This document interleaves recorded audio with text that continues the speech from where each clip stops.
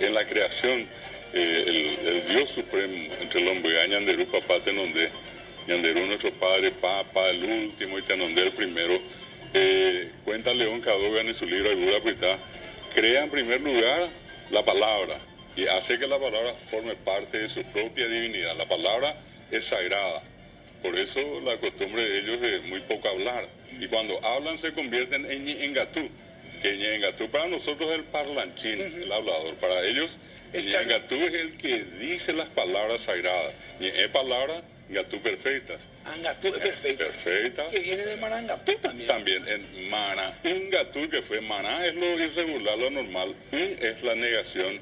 Y como In es nasal, se le agrega en vez de Catú, Ngatú. En Mana, Ingatú, que quedó después con el tiempo Marangatú. Que es la palabra que la propia iglesia cristiana católica, acá en tiempo ya de las reducciones y después,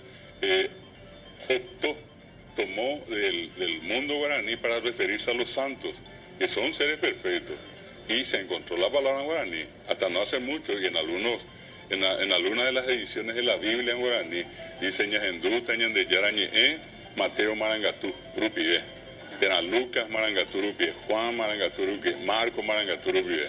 Los evangelios siempre llevan el nombre del santo y con la descripción de santo Marangatú.